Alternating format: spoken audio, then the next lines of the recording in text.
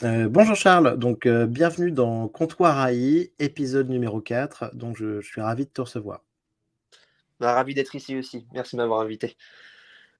Super. Donc on s'était déjà parlé dans Comptoir Web3, on avait eu un super échange. Donc Charles, en fait, toi, tu es un artiste français et tu as démarré l'art AI, donc l'art d'intelligence artificielle, basé sur les NFT, lors du NFT Summer en 2021. Tu as démarré très tôt dans le secteur. Il y avait grosso modo 10 artistes dans le secteur à ce moment-là. C'est pour toi un nouveau moyen d'expression. Tu me disais que tu étais ravi d'avoir ces plateformes d'intelligence artificielle générative pour t'exprimer, pour te permettre d'exprimer ta vision artistique. Écoute, c'est très cool. Donc, on va parler un petit peu de tes créations et et des outils que tu utilises. Bah, c'est parfait tout ça. Bah, tu veux que je développe un peu plus ou pas? Avec plaisir, avec plaisir. Bah, du coup, j'ai commencé il y a maintenant un peu longtemps maintenant, mais le temps est passé super vite, mais on dirait pas. Ouais. Du coup, printemps, début, été 2021 et donc en fait, c'était Ouais. essentiellement avec, du VQGAN plus Clip, des modèles assez basiques, avec, Mmh. des choses, on pouvait pas faire grand chose avec. En fait, c'était essentiellement des Mmh. gros, comment dire? Des gros amassis de couleurs et cetera et certes, Oui. c'était beau, mais on pouvait pas vraiment contrôler quoi que ce soit et on pouvait pas faire grand chose avec et donc c'est à ce moment-là que j'ai sorti ma première collection essentiellement, sur, OpenSea et ça s'appelait, enfin celle que je considère comme ma vraie collection, parce que j'avais fait des collections test avant, mais c'est celle que je Mmh. considère être comme ma plus réussie et celle qui m'a plus lancé. Donc c'est véritablement ma première, d'après moi, et qui s'appelle Surprise by AI, c'est-à-dire surpris par l'IA. Et donc qui résume un peu ma phase test où j'explore un peu tout ce qu'on peut faire avec le VQGAN plus Clip. Donc c'est essentiellement des paysages très colorés qui représentent des montagnes, des vagues, des trucs comme ça. Et après, cette collection a un peu évolué avec les modèles de diffusion qui sont un peu sortis un peu plus tard, Mmh. comme Disco Diffusion par exemple. Euh, Ouais. Une ouais, collection, dis-moi. en tout cas, j'essaierai de mettre quelques visuels et quelques liens. Une collection hyper riche en couleurs, vraiment qui détonne. On a l'impression il y a de temps en temps des explosions, différents types de paysages. C'est, heu, c'est très surprenant, et en tout cas, hyper intéressant. Bah oui, en fait, je sortais d'une période où j'étais un peu dans le trou psychologiquement parce que je sortais d'un stage aux urgences d'hiver en plein milieu du Covid et donc j'avais pas tellement le moral. Et donc au final, Ouais, ça m'a vraiment permis de me, comment dire, de me créer une sorte de monde parallèle de métaverse personnel où je plongeais, génial. j'essayais de prendre des photos dans ce De métaverse pour t'évader. changer d'idée, quoi. Voilà, exactement. Et donc Excellent. c'était Alors parce que essentiellement ça. ce que j'ai pas précisé Charles, c'est que toi en parallèle en fait, tu étais interne en médecine Ouais, c'est ça, ouais. tu as 2 casquettes, donc l'interne en médecine et artiste, AI, artiste AI en fait. Bah ouais, mais au final, je trouve que ça va bien main dans la main parce que les études de médecine et notamment l'internat, c'est extrêmement stressant. Certes, c'est assez chronophage, mais aussi très stressant. Et donc, du coup, si tu veux, comment dire, pouvoir vivre ton internat correctement, il faut un exutoire, quoi. Il faut un passe-temps, il faut quelque Mmh. chose qui te fasse vibrer en dehors et qui te permette de te vider l'esprit. Moi, j'ai mis du temps à trouver et pendant tout ce temps-là, bah, j'étais assez malheureux. Et je suis content d'avoir trouvé ce qui me passionnait et ce qui m'a permis de me vider un peu la tête. Et ça a bien évolué, donc Génial. je suis bien content. Alors, peut-être juste sur la révolution, AI, ce que j'essaie de présenter dans le podcast, c'est donc sur l'AI générative, et ce qui est intéressant, c'est que toi sur, l'art AI, les plateformes que tu utilises, au final, elles sont arrivées un petit peu plus tôt que ChatGPT, parce que ChatGPT, on parle de décembre, 2022, janvier 2023. De ton côté, les outils que tu as commencé à utiliser, qui sont qui permettent de réaliser de l'AI générative, visuelle et artistique et non pas sur du texte, ils sont arrivés un petit peu plus tôt? Ah oui, oui, ben, beaucoup plus tôt. Enfin, il y avait déjà pas mal d'artistes qui exploraient avec leur propre modèle de Vikugan plus clip dans les années Mmh. 2018-2019. Hein. Donc, OK. c'est juste que ces modèles se sont un peu plus démocratisés vers 2021, enfin, début 2021. Donc, il y a pas mal d'artistes qui ont commencé un peu à jouer avec. Et donc, c'est via ça, en fait, j'ai vu d'autres artistes utiliser et je faisais mes recherches en parallèle. Et en fait, c'est en voyant les autres faire que l'idée m'est arrivée essentiellement. Hem Mmh. Donc, mais et donc pour remonter sur l'historique, c'est, le Vekugan plus clip dont tu parles, c'est ça? ouais, c'est ça, ouais. En premier et et si je me et souviens ensuite bien, après on a les Stable Diffusion, Midjourney, enfin vas-y, je t'en prie. ouais, on a vécu Gain plus Slip. Ensuite, il y a les modèles de diffusion, enfin, notamment de disco diffusion qui est arrivé, D'accord. alors si je me souviens bien, c'était, fin d'été, 2000 début septembre 2021. Donc ça, Mmh. c'était le gros joujou de tout le monde pendant un certain moment parce que Ouais, on pouvait beaucoup mieux maîtriser la composition par rapport avec Ugan plus Clip. Donc ça avait semblé être une révolution totale. Moi, j'étais absolument émerveillé par les rendus et cetera. Et en fait, quelques mois après sont sortis du coup, Midjourney et DALL-E. Et après, on s'est ouais. rendu compte que mince, cette pseudo révolution qui était Disco Diffusion, bah, en fait, c'était rien du tout, comparé à ce qui arrivait, quoi. Et en plus, Ouais, c'était complètement. Midjourney version 1, 2, 3, donc c'était des trucs, c'était pas top, c'est le rendu, la texture, enfin, c'était vraiment pas ça. La composition, pareil, on avait très peu de maîtrise là-dessus. Mais par rapport à Disco Diffusion qui était sorti juste quelques mois auparavant, bah, c'était totalement bluffant, quoi. Totalement bluffant. Mmh. Donc en fait, il y a eu vraiment une évolution incroyable, qu'on peut voir, à l'œil nu, hein, même sans être, un connaisseur du secteur.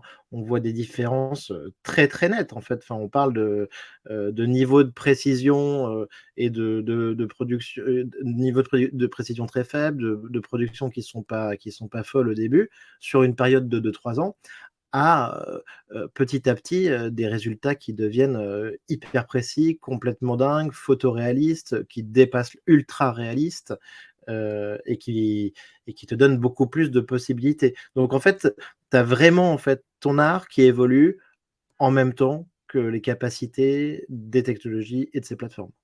Voilà, c'est ça. Et après, enfin, moi, j'aime bien aussi dire que, enfin, comment dire?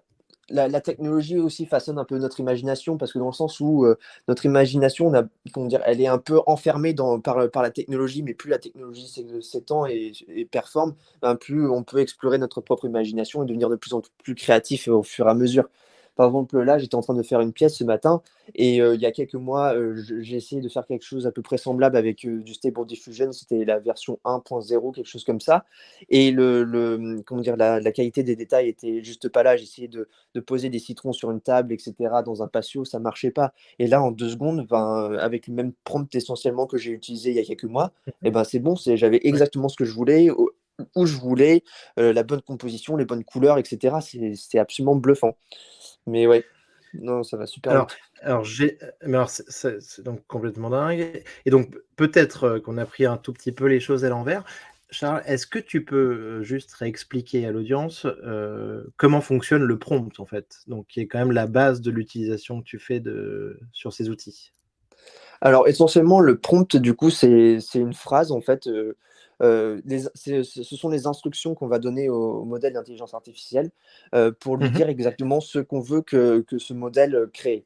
C'est-à-dire que par exemple, on va donner, la composition totale. Par exemple, si on veut une pièce avec une table et 2 chaises, ben, on va dire, on va décrire ça. Si on veut que la table soit rouge et que les chaises soient jaunes, ben, on va dire une table rouge avec 2 chaises jaunes, Mmh. dans une pièce. Après, si on veut que ça soit dans un style artistique particulier, ben, on peut rajouter, une peinture d'une table rouge avec 2 chaises jaunes, dans un style impressionniste. Après, si on veut s'amuser à rajouter des artistes, on peut faire ça et on peut en fait, Mmh.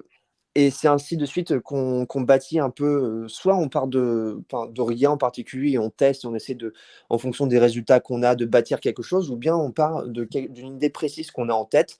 Et à ce moment-là, le but, c'est d'essayer de trouver le prompt, l'instruction, parfaite pour essayer d'avoir représenter le plus fidèlement possible l'image qu'on a en tête. Donc c'est 2 manières D'accord, d'y donc d'y toi, parvenir. tu pars d'une idée, oui, d'accord. Donc, soit en fait tu tâtonnes et tu fais des essais, avec tes prompts sur un outil, soit tu pars d'une idée que tu as en tête et tu essayes d'y coller le plus, justement possible grâce à un prompt et à l'outil, quoi, en fait. Voilà, tout à fait, ouais, c'est exactement ça. Mmh. Et oui, donc Tu au me final, disais ça fait que partie. tes prompts, tu essayes de toi, tu as une certaine hygiène, tu essayes aujourd'hui d'avoir, des prompts qui sont relativement courts, qui sont pas trop longs, et où tu maîtrises au final, un petit peu les rendus? Voilà, c'est ça. C'est-à-dire que moi, mes prompts au maximum, c'est 3 4 lignes, grand maximum, parce que, je m'en suis rendu compte par moi-même, c'est qu'au-delà de ça, c'est le modèle fait, enfin, un peu comme le même qu'on voit, c'est trop long, pas lu, quoi. Donc Ouais, c'est on aura au ouais, bout d'un ouais. certain point, on aura beau rajouter des détails, ça déjà nous, on le percevra pas et de 2 ben, ça Mmh. sert essentiellement à rien parce que enfin, ça apparaît juste pas. Donc moi, je vais dans le serveur de Midjourney, je m'amuse à voir des gens qui te mettent des phrases de 20 enfin des prompts de 20 25 lignes et pour Bien voir un sûr. résultat qui est totalement similaire à quelqu'un qui avait mis un prompt de 3 lignes. Donc, certains le font dans le sens où ils considèrent que le fait de faire un prompt long et bien super bien élaboré et cetera, avec, des belles phrases, des beaux verbes, des belles conjugaisons et cetera, ça va, apporter de Mmh. la valeur à leur pièce, en fait. Mais la plupart du temps, enfin déjà personne ne partage ses prompts essentiellement. Oui. Donc je comprends pas trop. Je comprends pas trop, pourquoi les gens font ça, mais bon, chacun sa Bah, façon de alors faire. après, c'est ce qu'on disait, la dernière fois, donc toi, tu es un petit peu un maximaliste, de l'art AI, et donc tu essayes d'avoir, en tout cas un prompt le plus Ouais. pur possible et un résultat auquel, sur lequel on tu ne vas pas retoucher, et qui va être, directement sorti de la machine. Ouais, tout à fait. Enfin, moi, je considère qu'en fait, ce qui est super intéressant, c'est qu'en fait, on est en grosse phase d'exploration, en fait, de ces modèles d'intelligence artificielle et qu'on est en train de découvrir ce qu'on peut faire avec, en fait. Et moi, l'idée, c'est d'essayer de pousser ces modèles dans leur retranchement. C'est-à-dire que si je veux absolument avoir ce citron-là sur cette table-là, comment est-ce que je vais m'y prendre avec les outils d'intelligence artificielle qu'on a pour parvenir à avoir ce que je veux, en fait? Et je trouve que c'est fort dommage, en fait, dans cette période d'exploration, de se dire: «Ah bah mince, j'y arrive pas, je vais prendre Photoshop et en 2 secondes, ça sera fait».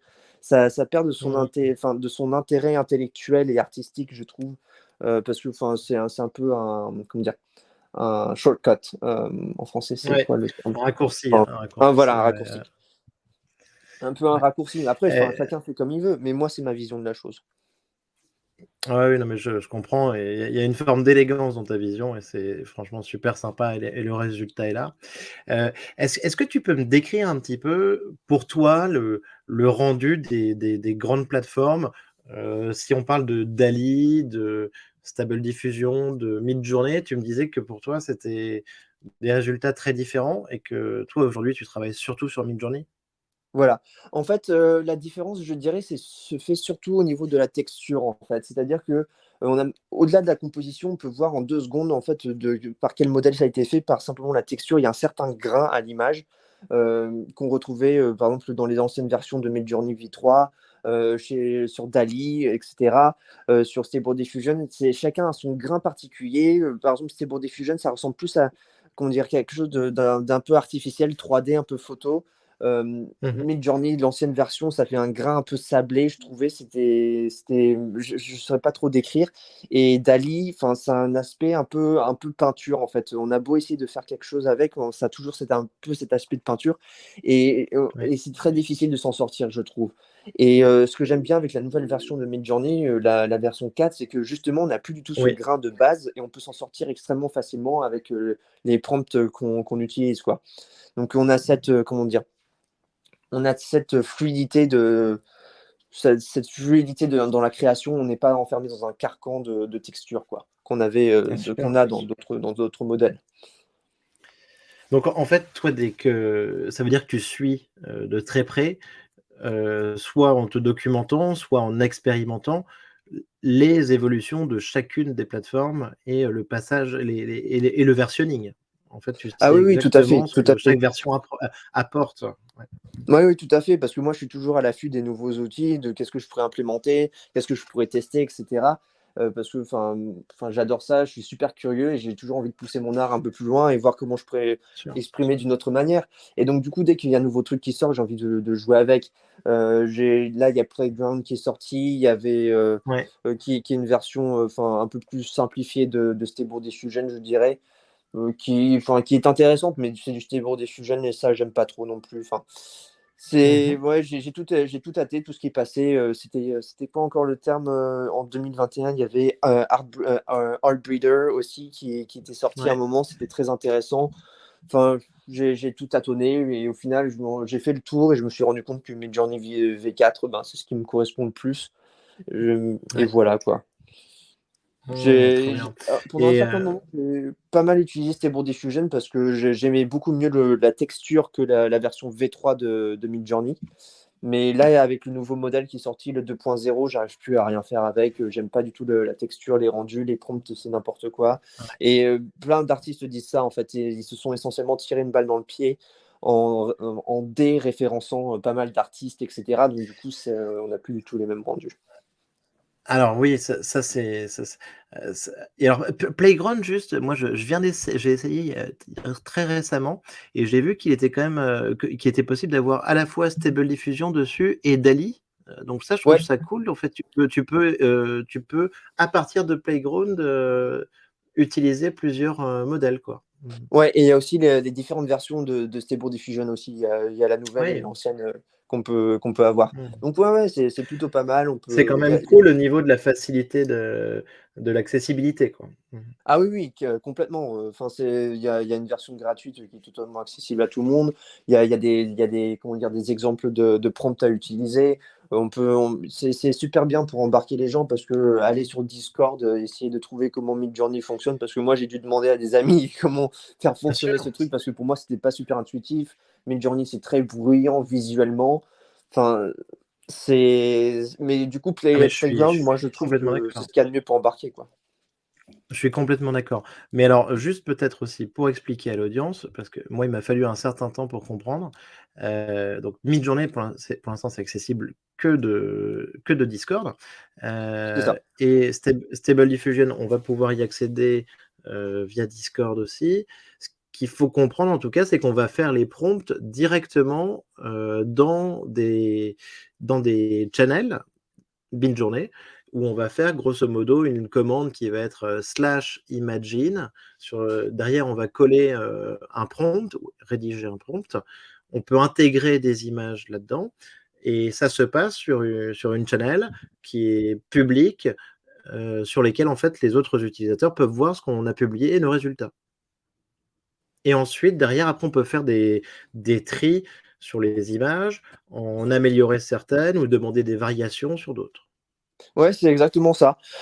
Mais du coup, ce qui différencie un peu Stable Diffusion de tout ça, c'est que, bah, en fait, on peut faire tourner, Stable Diffusion en local et l'avoir sur son propre ordinateur déconnecté d'internet et cetera. Mmh. Donc ça, c'est bien plus intéressant. Mais, cet aspect l'aspect de Midjourney de cette manière-là, elle est assez intéressante dans le sens où il y a cet aspect collaboratif, Oui. hem, dans le sens où en fait, tout le monde peut comment dire? Sans la version, privée, on peut voir tout ce que tout le monde fait, c'est-à-dire les rendus en termes d'images, les prompts, les variations de tout à chacun. Donc ça peut faire émerger des idées, chez les uns ou chez les autres. Après, il y en a d'autres qui s'amusent à Mmh. tout bonnement copier, ce qui est un peu moins intéressant. Mais, ouais, non, mais c'est très intéressant comme modèle, mais par contre, ça risque d'en rebuter quelques-uns parce que c'est pas quelque chose qui est très agréable à manipuler, Discord quand même pour ce type de choses. Ouais. Non, non, Donc, mais je vois très bien le principe, en fait, de voir ce que créent les autres, au final, c'est sûr que c'est très utile pour voir les différentes possibilités et nous pousser à essayer des choses. Mais après, on se re il y a vite beaucoup de brouhaha, beaucoup d'images, on est vite perdu au milieu des images des autres et des nôtres, en fait. voilà, c'est ça, ouais. C'est exactement ça. Donc c'est pour ça que Playground, c'est pas mal. Comment dire, le visuel est assez purifié. C'est assez Mmh. intuitif. Moi, si quelqu'un veut commencer avec de l'IA, moi je conseillerais d'aller essayer sur Playground d'abord et voir un peu ce Mmh. que les gens sont capables de faire avec. Mais encore une fois, c'est OK. du DALL-E, c'est du Stable Diffusion, et ça n'a pas la qualité de Midjourney, je pense. OK, super. Et alors, tu parlais à l'instant des styles qui ont été retirés. Est-ce que tu peux nous repréciser ça, nous réexpliquer un petit peu ça, Charles? C'est donc différents styles qu'on pouvait appliquer, par exemple, je veux, une création dans le style de tel artiste, de Rembrandt ou d'un photographe, et ça, en fait, ces fonctions-là, ça a été retiré par Stable Diffusion et bloqué? Bah, en fait, c'est pas tant les styles, mais c'est les noms d'artistes et les références aux noms d'artistes qui ont été retirés essentiellement. Donc du coup, oui, par exemple, un tableau dans le style de Picasso, ben, ça c'est sans doute possible que ça soit toujours actif parce que maintenant, je crois que Picasso doit être dans le domaine public. Mais Ouais. les artistes les plus récents, etc., en tout cas, ça c'est clair, ils les ont bien retirés. Et donc du coup, ça devient très compliqué parce que il faut, comment dire, essayer de recréer un style sans référencer les artistes qui ont élaboré ce style au début et qui en sont les, comment dire, les plus grands représentants. Donc ça devient Mmh. extrêmement compliqué. Il faut essayer de trouver des chemins de traverse pour essayer de recréer un style de toute pièce avec des mots. C'est un casse-tête sans nom. Et donc au final, Mmh ça mh. retombe à plus à ressembler à de la photographie, des trucs comme ça, ce qui est en fait, j'ai l'impression, comment dire, le but final de Emad Mostak, le PDG Oui, de Stable Diffusion, qui expliquait qu'en gros, il en voulait en faire une sorte de, comment dire, d'atelier de cinéma, etc., version oui. intelligence artificielle par la suite. Donc, il voulait quelque chose d'assez photoréaliste, en fait. Donc, il postait ça sur Twitter constamment, c'est les rendus photoréalistes, très photoréalistes de son modèle, parce que c'est plus vers ça qu'il tend, j'ai l'impression. C'est vrai qu'on a l'impression qu'il pose tout le temps ça. Il a été, hyper en avance sur le fait de dire que ces modèles aussi pouvaient sortir, peut-être de la vidéo bientôt, voire des Oui. films, et on reconnaît, et en fait, tu as l'impression, oui, qu'on sort un petit peu du visuel artistique pour aller sur du photoréaliste, de la vidéo, tout à fait, ce type de création. Ouais, et ça risque de révolutionner pas mal de choses, hein, je pense, parce que, maintenant, si chacun peut faire son propre film, son propre scénario avec ChatGPT et le transcrire sur Stable Diffusion, ben, en fait, ça sera le Netflix, génératif que tout le monde pourra produire chez soi avec un contenu, illimité, comment dire? Créé, à ta guise et Mmh. qui te fera le plus plaisir, quoi. Donc Mais ça risque mais d'être alors un ça tournant ça très intéressant. Mais ça semble complètement dingue parce que moi j'ai entendu Eman Mostak en parler et je le trouve hyper, convaincant, donc le CEO de Stability et Stable Diffusion. Mais je parlais avec un chercheur en machine learning qui me disait bien quand même que, ben, une image, vaut 1000 mots, pour une vidéo ça va être beaucoup plus que ça. Alors après toi peut-être Charles, avec tes activités, avec ton art en fait et l'habitude que tu as avec ces outils, peut-être que tu peux arriver à créer des choses, mais est-ce que tu penses vraiment qu'avec quelques mots, un prompt, ChatGPT, on peut arriver à une vidéo qui correspond à ce qu'on imagine ou ce qu'on veut? Ah bah oui, oui, oui, déjà là, ils commencent à faire, il y a déjà des gens qui commencent à expérimenter avec les vidéos sur ces pour diffusion. Moi, je me suis pas encore penché là-dessus, mais ils arrivent à faire Mmh. des vidéos, des compositions qui durent assez longtemps, ça prend beaucoup de temps. Enfin, notamment, son nom va me revenir. Mmh. Hem, Fabio, Into the Fab, lui, c'est lui qui avait créé en fait ces vidéos avec de l'intelligence artificielle, par exemple avec, l'évolution de l'espèce humaine, et cetera. C'était passé sur Arte Oui, notamment, et très donc ça, impressionnant. Ouais. ouais, ça c'est très impressionnant. Donc ça, c'est un des exemples ça c'est un des exemples, primitifs, on va dire, de ce que l'IA peut faire avec pour la vidéo.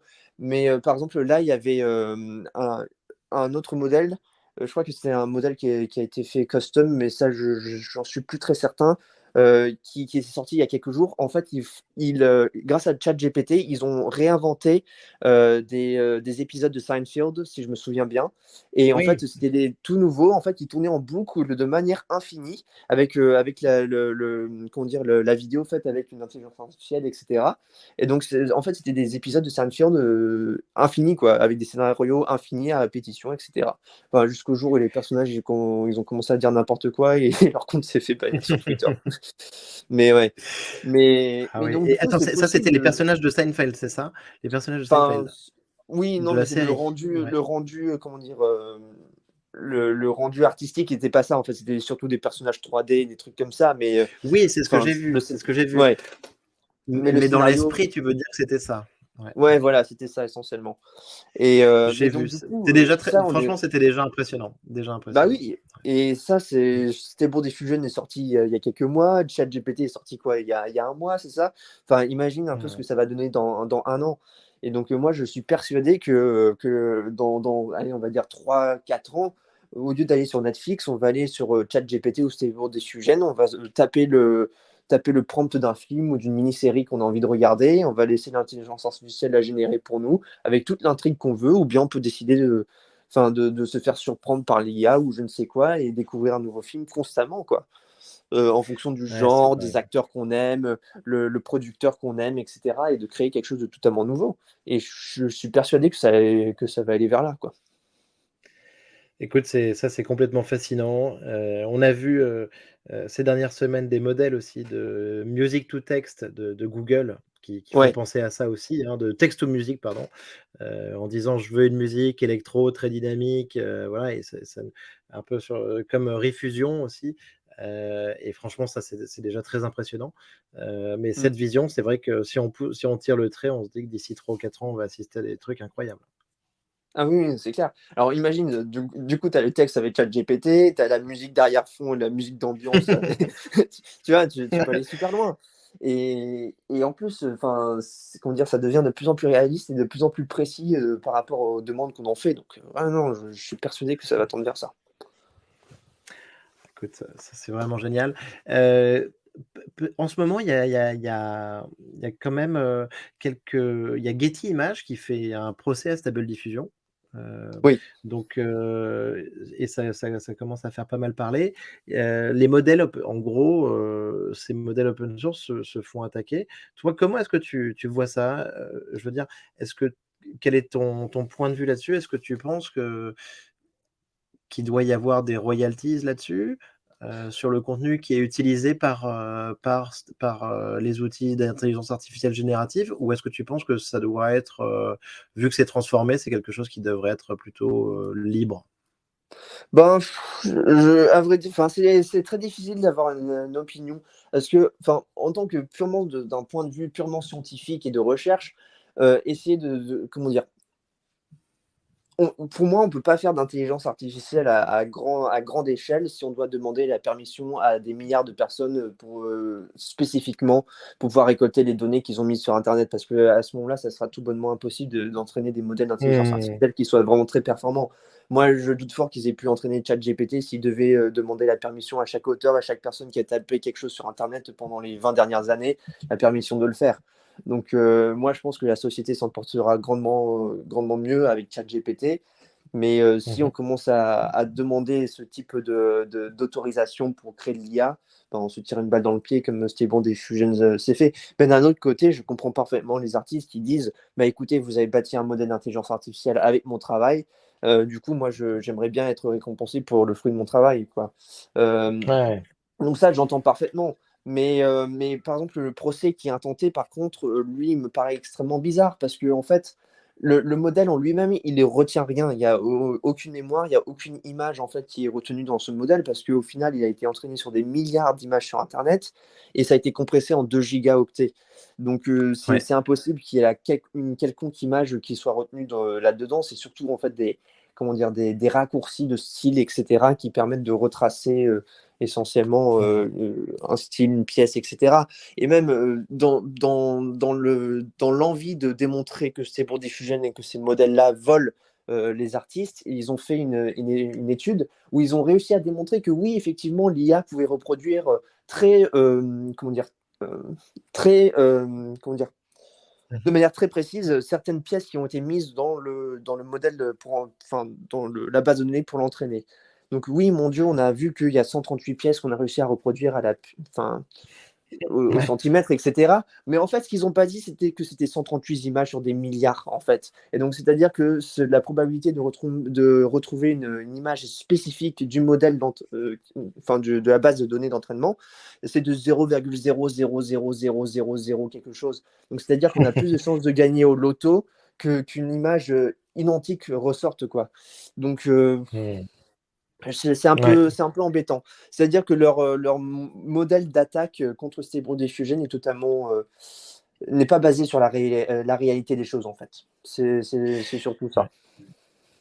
Après, écoute, j'ai lu moi aussi que c'était peut-être, que Getty Images, bah, a cette réputation d'être assez dur sur le copyright et que le fait d'attaquer, c'était peut-être aussi une manière de se positionner, tu vois? De déjà démarrer un bras de fer niveau business, tout en sachant que ça tiendrait pas sur la longueur, mais de se mettre dans une situation plus intéressante au niveau d'une négociation.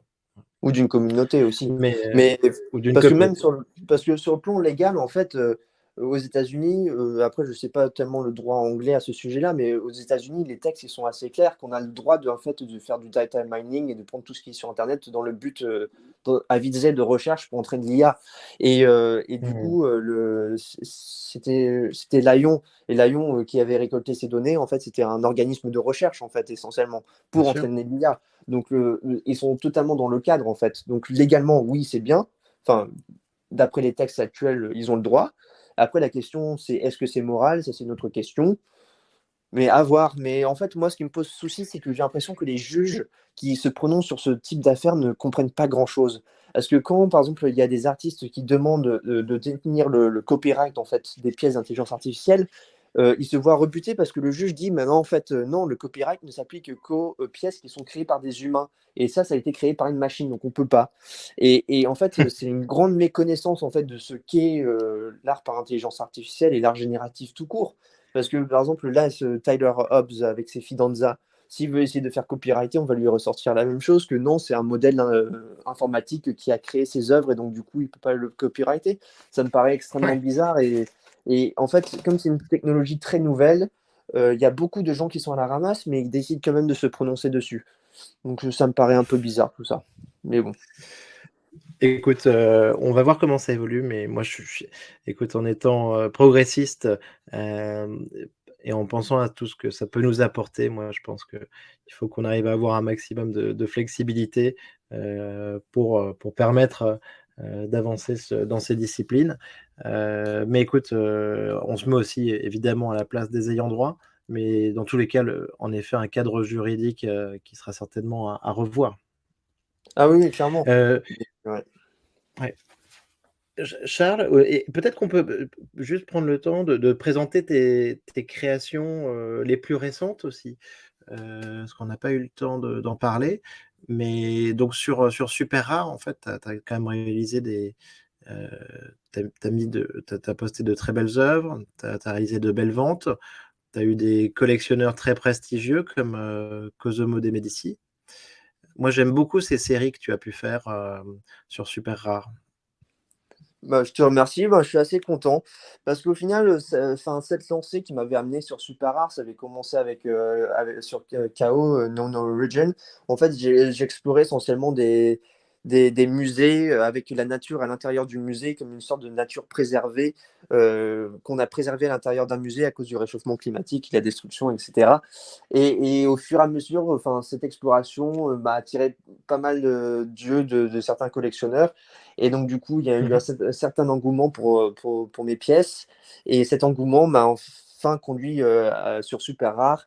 Et Cosimo de Medici, bah, du coup, un des plus gros collectionneurs ben, de NFT au monde, j'imagine, je ne sais pas, Ah oui, m'a collectionné ma première pièce sur Super Rare.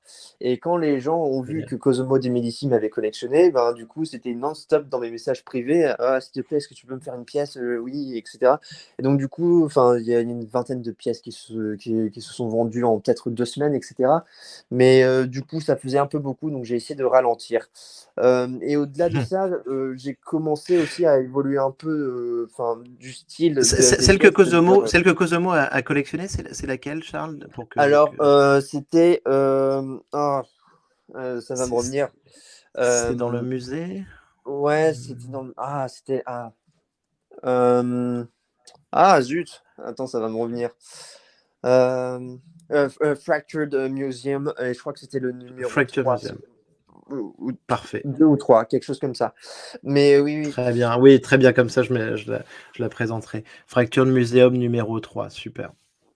Et en gros, j'ai décidé d'évoluer un peu de ce style de musée vers quelque chose qui ressemblait plus à du crypto art, où en fait, c'était pendant la période de FTX et du crash du FTX, où enfin, c'était plus un commentaire sur la situation actuelle, avec un plus un style Oui. néoclassique qui dépeignait en fait de manière assez métaphorique, par exemple, la situation, c'est-à-dire par exemple une colonne grecque rouge qui représentait les grosses chandelles rouges qu'on s'est prises avec le crash des cryptos qui a suivi, une photo, enfin pas une photo, une autre pièce néoclassique avec une statue en flammes avec une foule apeurée en bas qui représentait Sam Bankman-Fried, du coup le PDG de FTX qui a un peu ruiné tout le monde, et ainsi de suite. Et donc du coup les gens ont beaucoup apprécié ça. Après, dans ce Oui, même là, tu style étais de... sur là, tu sur de l'actu, en effet, tu étais sur de Ouais. l'actu, c'est très parlant avec, cette dimension, néoclassique derrière. Super travail. Après, je me suis un peu amusé, tout en restant dans le thème crypto art, de faire une pièce dynamique en fait, qui en fait c'était des piliers gréco-romains de couleur verte et rouge, qui en fait qui représentaient les chandelles, enfin du coup qui représentaient les fluctuations du prix sur les Mmh. charts. Et en fait, c'est une œuvre dynamique, c'est-à-dire que par exemple, si l'Ethereum fait un plus 1% dans la journée, et ben, ça sera une chandelle verte qui va s'afficher. Si c'est un moins 2%, ben, ça sera deux chandelles rouges, etc. Et du coup, j'ai bossé avec Transcend Labs pour faire ce contrat intelligent. Et Ouais, ça a plutôt cartonné. Les gens, ils avaient vraiment pas mal aimé. Et et j'avais cette œuvre, laissé de... on peut la trouver où? sur Super Rare également. C'est une Sur de mes Super dernières Rare? pièces sur OK. Super Rare. Et aussi dernièrement, on Ah oui, s'était très bien. amusé à faire une pièce. C'était une pièce collaborative avec un artiste de VFX et un autre artiste IA. Pour en fait, la pièce s'appelle le Meme Police. Et en fait, c'est une Oui. scène un peu enfin, néoclassique également. Et on peut voir avec certains thèmes de NFT et du crypto qui reviennent, c'est-à-dire les mêmes de Punk 6529. Il y avait aussi, on a caché un petit pépé à l'intérieur, on a mis un squiggle en forme de graffiti. Enfin, on s'est Génial, bien amusé avec cette pièce-là. Et là, j'ai une autre génial. pièce que je vais sortir prochainement, que c'est aussi une pièce dynamique qui va changer en fait entre le jour et la nuit pour le GM et GN quand bonne journée, enfin bon matin et bonne nuit qu'on se dit constamment sur Twitter. Excellent. Et du coup, qui change. Donc, du coup, ça passe à la journée vers 7 heures du matin et ça va switcher vers l'œuvre de nuit vers 21 heures. Donc, on a fait aussi ça en Donc un partenariat avec. travail sur le smart contract, parce que pour toi le Voilà. NFT a une dimension très importante, évidemment. Oui, complètement. Et donc, oui, enfin, ça reste quand même, enfin, ça reste toujours dans ce thème de crypto art que j'adore au final parce que moi, j'aime bien associer l'IA à ça parce que pour moi, l'IA, c'est indissociable des NFT. Certes, ça existait, enfin, l'art par intelligence artificielle, ça existait avant, mais c'était quelque chose d'assez peu connu à ce moment-là. Et je crois que ce qui a vraiment fait catapulter l'IA, c'était vraiment les NFT, quoi. C'est, Mmh. enfin, Bien sûr. à mon humble avis. Mais après, enfin, je suis totalement biaisé dans le sens où j'étais resté dans cette bulle, etc. Mais moi, tout ce que je voyais qui sortait de l'intelligence artificielle, enfin, comment dire, enfin, c'était relatif au NFT, quoi. Oui, oui, non, mais de toute façon, on l'a bien vu depuis Beeple, en fait, hein, et Beeple avec la commercialisation de son œuvre, des 5000 jours. Bon, bah, Mhm. voilà, on parle des premiers NFT significatifs et c'est sûr que ça a eu un impact, énorme et que ça a Ah, complètement, changé le game. ah oui, oui, clairement, clairement. Hein, j'aurais bien aimé avoir une de ces pièces, mais c'est un peu trop tard. Un peu trop tard. Heu et alors Charles, peut-être pour aller, un tout petit peu plus loin, toi sur les l'AI générative aujourd'hui, est-ce que tu imagines que ça va nous mener à des nouvelles découvertes? en dehors de la dimension artistique sur laquelle tu travailles beaucoup, est-ce que tu utilises ChatGPT? Est-ce que tu le vois autour de toi? Est-ce que tu penses qu'il peut y avoir d'autres applications, notamment dans la médecine, par exemple, qui est un secteur dans lequel tu travailles aussi? Ah oui, oui, pour moi, il y a absolument aucun doute, ça va absolument révolutionner tous les aspects de notre quotidien, hein. Là, Mmh. il suffit d'aller sur Twitter, de la majorité des ingénieurs informatiques, ils savent plus se passer de ChatGPT maintenant. On Ouais. voit les lycéens qui sont en train d'écrire avec ChatGPT, on voit des scientifiques qui écrivent des articles avec ChatGPT.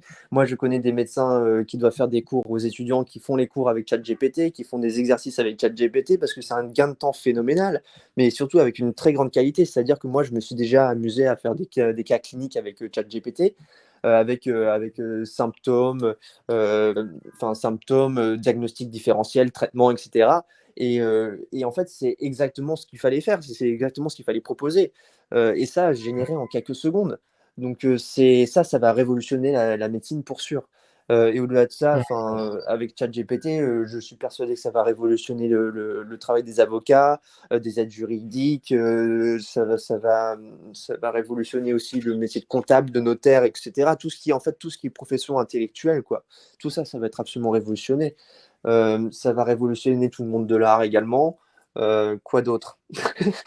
Bah, tout, en Mmh. fait, hein. Pour moi, il y a Ou aucun alors doute. qu'est-ce qui ne va pas être impacté, en fait? Voilà. Ben, moi, je pense que Mais ça va être surtout les métiers manuels qui demandent un travail de précision et de délicatesse. Par exemple, électricien, plombier, parce qu'on pourra dire: «Oui, certes, la robotique, ça va arriver et avec l'IA, ça pourrait être fait», mais va transporter un robot au 5e étage, d'une tour HLM pour essayer de rentrer sous l'évier de quelqu'un, ça, je doute qu'une IA soit capable de le faire assez prochainement. Donc moi, je pense qu'au final, ce sont surtout ces métiers manuels qui risquent de perdurer. ouais, Pour moi, ça en fait, pour moi, c'est clair. oui, en fait, ce qu'on voit, c'est qu'il est enfin, aujourd'hui, en tout cas, on est quand même donc dans un cadre digital, et on n'en sort pas vraiment. Voilà. Bon, on a de l'AI, qui permet de faire rouler, des Tesla en pilote, automatique, mais à part ce cas-là et quelques cas aussi peut-être d'automatisation dans les entrepôts, on est vraiment sur du digital et c'est le cas de l'art et sur quelque ch et sur des professions intellectuelles. Mais dès qu'on est dans du réel, pour l'instant, on n'est pas vraiment capable de faire le pont. Bah, pour l'instant, d'après ce que j'ai lu et d'après ce que je vois. Mais moi, ça me paraît assez logique au final parce que la robotique, ça a toujours par exemple, on voit les vidéos de Boston Dynamics avec le robot qui fait des saltos et cetera. Mais ce qu'ils montrent pas, c'est qu'en Bien fait, sûr. il y a eu des centaines de scènes par la suite et tout est absolument codé, donc il est pas du tout réactif, par rapport à son environnement. En fait, on lui a juste appris à faire exactement ça et rien d'autre. Et même ça a pris énormément de temps. Donc, je crois qu'on est à des années-lumière du robot qui est guidé par intelligence artificielle, qui va pouvoir nous aider au quotidien dans des tâches manuelles très précises. Donc, moi, Alors, on tout ce qui on est. verra là-dessus on verra avec peut-être les robots assistants personnels d'Elon Musk qui qui sont un peu, ben, des Tesla à la verticale et sur lequel en tout cas, ben, i au début, ils ont été assez décriés parce qu'ils étaient moins impressionnants que Boston Dynamics. Mais au Mm, final, ce qui était intéressant, c'est qu'il y avait une question de versionning, d'upgrade permanent, un petit peu comme sur un iPhone ouais. et une sortie et une production de masse, pour, d'ici 2-3 ans, hein. Ah, bah ça, je savais pas. Mais oui, mais ça va être très intéressant. Mais après, ce qui serait intéressant de voir, c'est est-ce que manuellement, est-ce qu'ils sont tout aussi capables? C'est surtout ça. Parce qu'au final, si c'est pour avoir essentiellement un chat GPT sur pattes, est-ce que ça vaut le coup? Mais honnêtement, j'ai pas trop suivi ça, donc je saurais pas trop te le dire. Mais Bien sûr. ouais, mais même au-delà de ça, même l'agriculture, par exemple, va être totalement révolutionnée. Si on arrive à faire, piloter automatiquement une Tesla, il y a aucune raison pour laquelle on ne pourrait pas piloter, automatiquement un tracteur, en fonction de et automatiser une ferme entière. Ça, je vois pas Mmh. pourquoi ça ne pourrait pas être fait, quoi.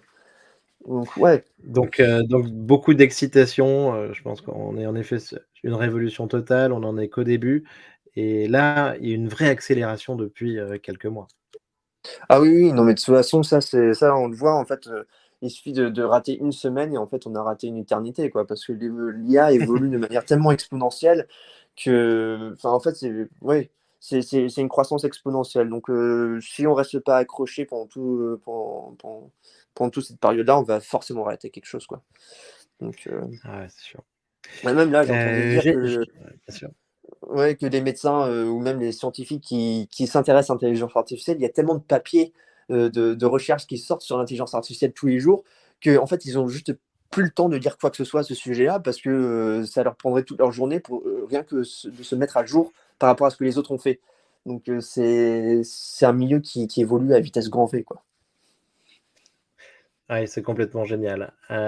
Écoute, c'est hyper intéressant. Merci beaucoup Charles. J'ai une petite question pour finir, c'est est-ce que tu aurais un ouvrage, un film ou un bouquin de science-fiction à recommander, à notre audience? Alors pour moi, ce serait un film, ça s'appelle, The Island. Je crois que c'était par Michael Bay. Je sais plus exactement Mmh. qui était le directeur, mais en gros, c'est un film de science-fiction qui parle d'un en fait, un monde, un peu transhumaniste dans le futur où en fait, chaque humain a son assurance vie, qui correspond en fait à un clone exact de son corps. Hem Et en fait, qui lui permet, par exemple, s'il a un cancer du poumon, de pouvoir se faire retirer ce poumon-là et se faire transplanter le poumon de son clone, en fait. Et Mmh. comme c'est un clone exact, et ben, il y aura pas de rejet, et cetera, pas besoin d'immunosuppresseurs, et cetera.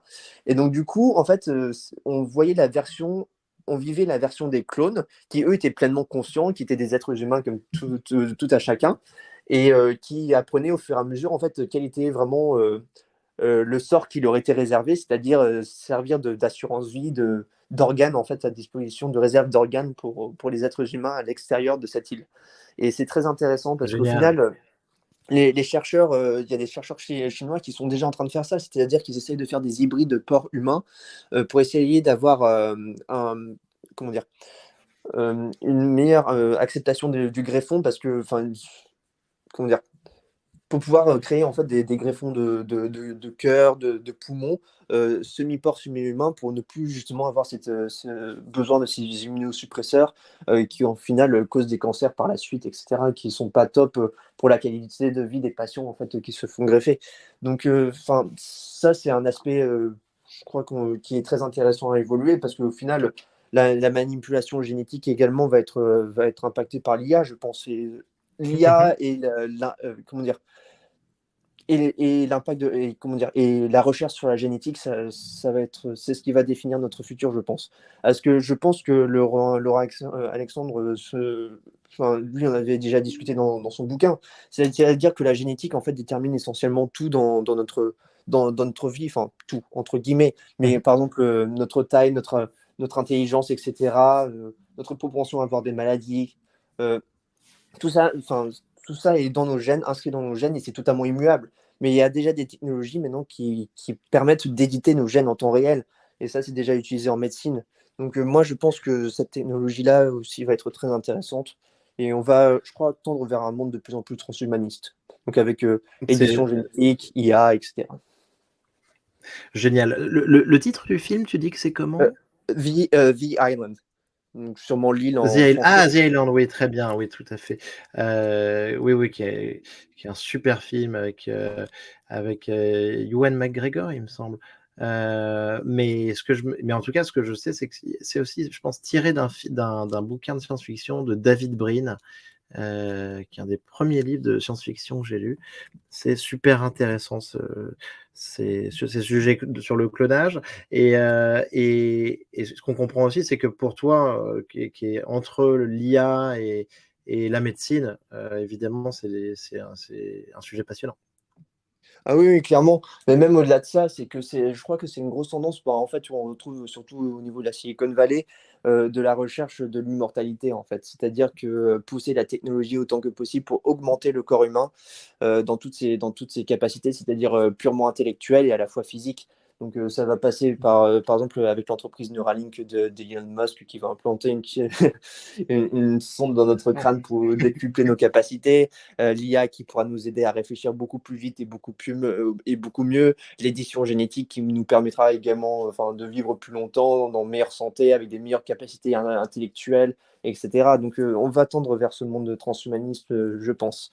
Et en final, Tout je à fait pense que et tout va ensemble parce que Elon Musk aussi parle de Neuralink comme, d'une solution nécessaire pour pouvoir, suivre, s'adapter en devenant un petit peu hybride et pour pouvoir suivre le rythme effréné de la croissance de l'IA. tout à fait. Et en sachant que Elon Musk est un investisseur d'OpenAI. Donc Sûr. tout s'intègre, quoi. Donc oui, oui.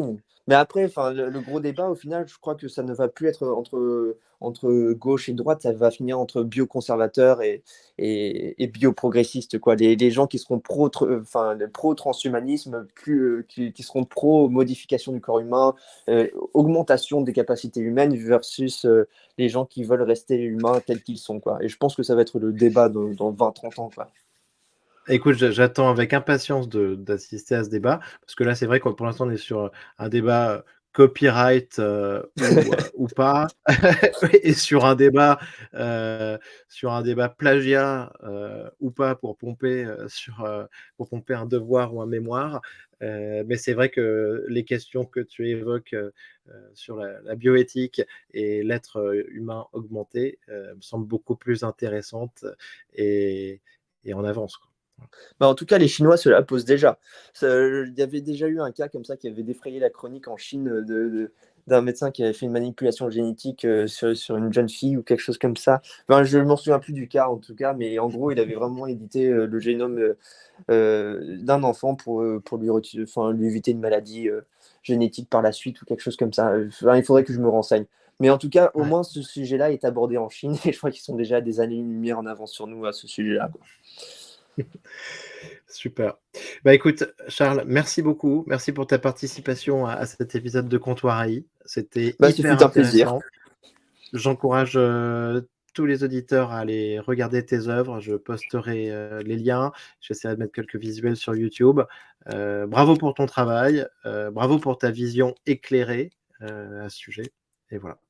Bah, Super. merci beaucoup de m'avoir invité. C'est toujours un plaisir de discuter avec toi. Trop cool. Eh bien, à bientôt, Charles, et encore merci. Salut. Ouais, à la prochaine.